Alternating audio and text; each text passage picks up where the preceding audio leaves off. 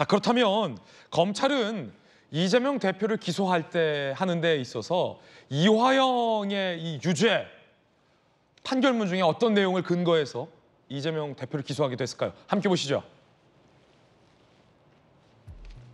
저희가 오늘 일목요연하게 도직구쇼에서 검찰의 기소 근거가 된 1심 이화영 유죄 판단의 판결문 내용을 설명해드리겠습니다. 북한의 스마트팜 사업비 500만 달러 대납 사실과 관련해서 이재명 대표가 검찰 진술에선 쌍방울 대북 사업의 대가다, 사업권을 따내며 주가를 올렸다라고 주장했습니다. 하지만 이화영 1심 재판부에서는 이재명 대표의 저 진술을 기각했어요. 대납이 아니라면 쌍방울이 대북 사업을 추진했다라는 이유를 설명하기 어렵다는 겁니다. 대납이 아니라면 쌍방울이 저렇게 대북 사업을 추진할 이유가 없다라고 재판부는 봤다는 겁니다.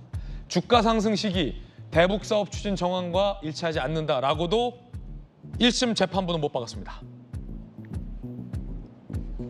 방북빚 300만 달러 대납과 관련해서도 이재명 대표는 검찰 진술에서 쌍방울과 북한의 협약, 사업권의 대가 또는 김성태의 방북 추진 대가다라고 이재명 대표는 진술을 했습니다. 하지만 이화영 1심 재판부 판결문 내용을 보면요. 합의서 공표 못한 상황에서 300만 달러를 김성태가 왜 주냐? 법정 증언이 일관됐다. 진술의 신빙성이 인정된다라면서 이건 이재명 지사의 방북 사례비다라고 1심 재판부는 못을 박았습니다. 1심 판결문 내용 저희가 연이어 보도해드리고 있습니다. 이재명 대표 측은 거듭 쌍방울의 존재를 몰랐다. 김성태와의 인연은 없다. 통화한 사실도 기억이 없다. 라고 부인하고 있습니다. 그러면서 북한에 넘긴 저 돈은 쟤들이 자기들을 위해서 넘긴 돈이다 라고 주장하고 있습니다만 적어도 1심 판사는 그거 아니다. 이재명 대표의 진술 그거 아니다 라는 유죄 판결을 내린 겁니다. 물론 성치훈 부의장님 이화영에게 이 지사가 보고를 받았는지 안 받았는지에 대해서는 1심 재판부는 판결을 하지 않았어요. 그건 판결을 하지 않았어요. 그 판결할 이유가 없다라고 재판부는 본 건데 이제는 기소가 됐으니 이제는 재판부가 그걸 판단을 해야죠. 검찰은 17번 보고했고 김성태와도 2번 통화가 이루어졌고 저 돈도 1심 재판부가 인정한 것처럼 이 대표를 위한 돈이다라고 보고 있습니다. 맞습니다. 지금 이화영 전 부지사의 판결에서는 공모 여부가 다루지 않았고 그리고 작년에 있었던 구속영장 청구에서 그 유창훈 판사도 공모 여부는 알 수 없다. 다툼의 여지가 있다. 이렇게 표현하지 않았습니까? 그렇기 때문에 이제 이재명 대표의 재판 과정에서 이제 공모 여부를 다루게 될 텐데 근데 이재명 대표의 입장은 공모 여부를 다툴 필요도 없다. 그 이전부터 지금 이화영 전 부지사의 판결이 잘못됐다라는 주장을 일관되게 하고 있는 겁니다. 지금 그 쌍방울에서 북쪽으로 간 돈이 그 스마트팜 사업에 대한 뭐 대납이라든지 방북에 대한 대가라든지 이것 자체가 잘못됐기 때문에 뭐 인지 여부를 다툴 필요도 없다라는 주장을 지금 일관되게 하고 있는 건데요. 저는 지금 이재명 대표 측, 민주당 측, 변호인 측에서 얘기하고 있는 것 중에 지금 그 다퉈볼 여지가 있는 것은 그 안부수 회장의 재판인 것 같아요. 안부수 회장이 이제 그 대북 송금의 이제 공동 주범 아닙니까?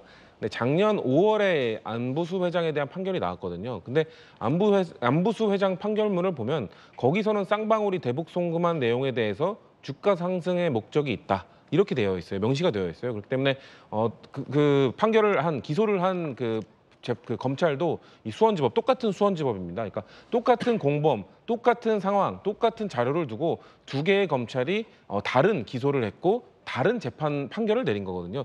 아마 이재명 대표 측에서는 이거를 아마 파고들 여지가 있다고 보고 판단하는 것 같습니다. 왜냐하면 다른 재판부가 분명 그 국정원 문건과는 다른 얘기입니다.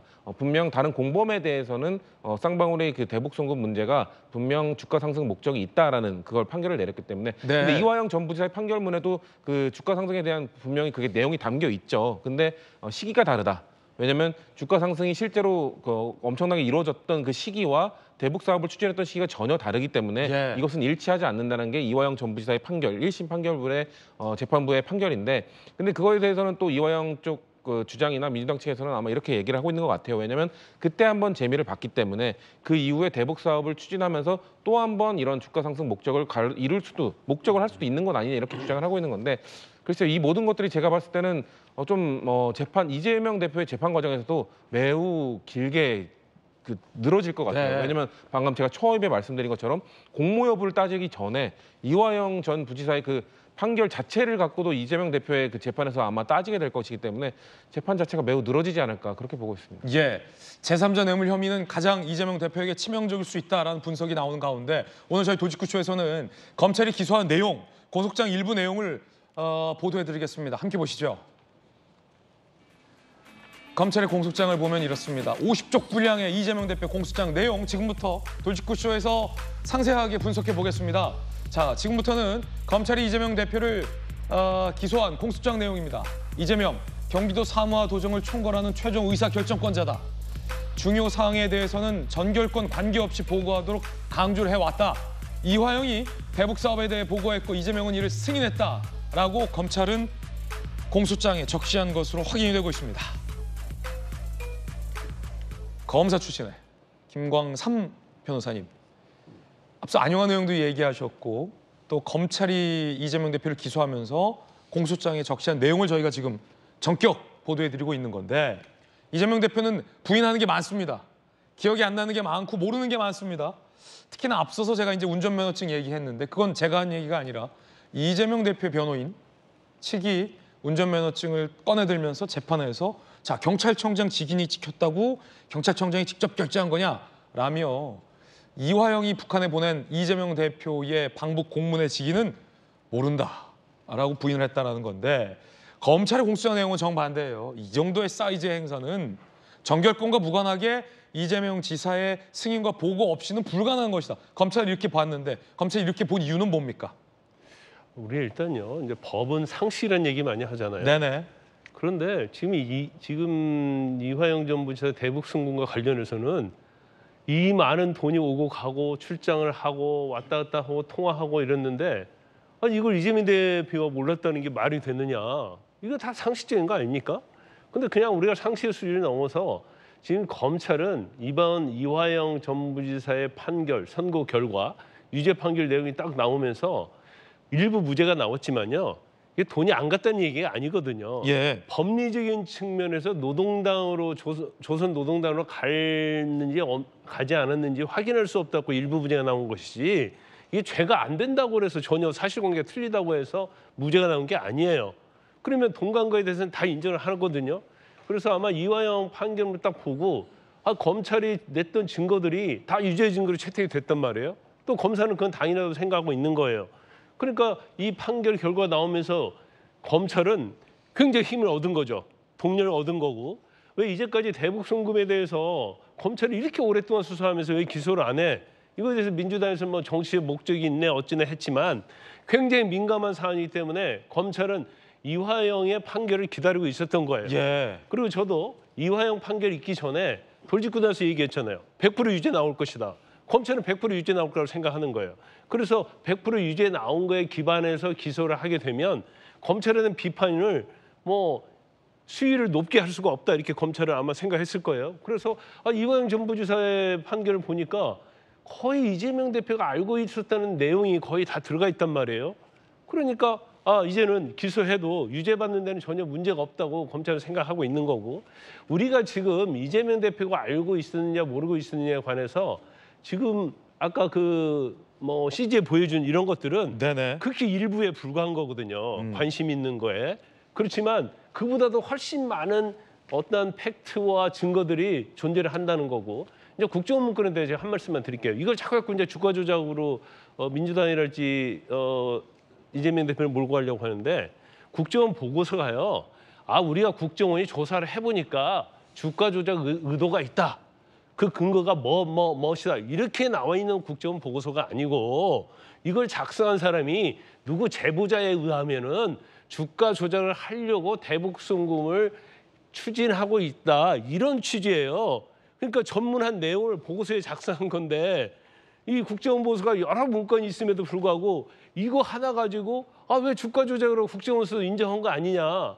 근데 국정원에서도 이 제보자의 말을 들었으면 검증을 해야 할 거 아니에요. 예. 검증 하나도 않고 그냥 첩보 보고서 형식으로 올라와 있는 거기 때문에 이걸 가지고 어떻게 유죄 판결을 뒤집으려고 하는 시도는 그건 말이 안 되는 거죠. 예. 이거 말고도 수없이 많은 것이 있다는 거고 그렇지만 우리가 이제 주가 조작하면 굉장히 민감하고 그거에 대해서는 부정적인 생각이 있기 때문에 자꾸 이재명 대표 입장에서는 뭐 주가 조작과 주가 조작 얘기하고 있다고 보고 마지막으로 한 가지 말씀드리면 이제까지 이재명 대표는 뭐 창작 소설이다, 뭐 안 팔릴 것 같다 이런 얘기를 했는데 일단은 이화영 전 부지사에서 1심 판결이 나왔잖아요. 예. 이게 소설이 아닌 것이 입증이 된 거예요. 이제 더 이상 소설 얘기하면 안 돼요. 이재명 대표도 이제는 증거를 가지고 그걸 다투어야지 이제 창작이나 어찌나 이것은 정치적 수사에 불과한 거예요.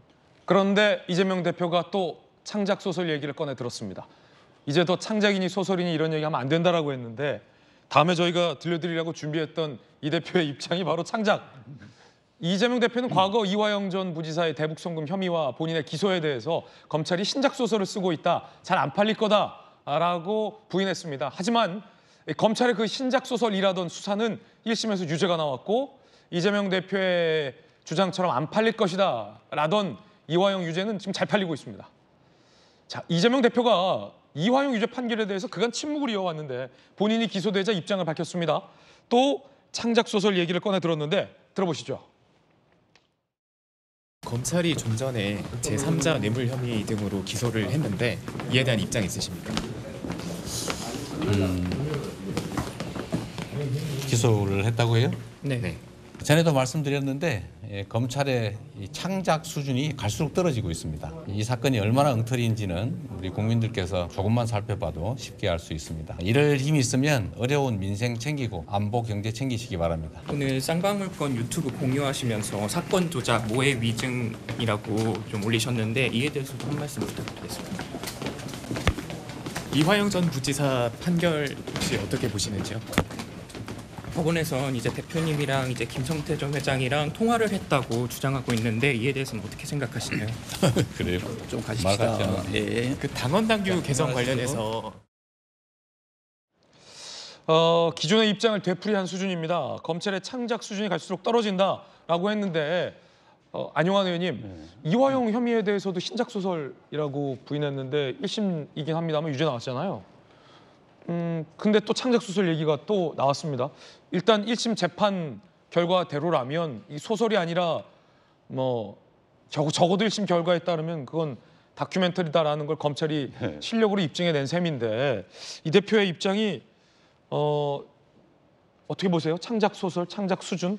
그런데 이제 이 대표의 어휘가 항상 소설이라는 이야기를 하는데 지금 저도 이제 방금 인터뷰를 보면서 사실이 아니다, 사실관계가 잘못됐다, 틀리다 이런 이야기를 하지를 않습니다. 예. 저는 왜 그런 이야기를 하지 않은 건지 역시 법조인이기 때문이다 그런 생각을 합니다. 아, 그래요? 네, 저는 그런 생각을 하는데 그러니까 나중에 유죄가 되더라도 뭐 빠져나갈 뭔가를 남기기 위해서 저런 이야기가 한 것이 아닌가.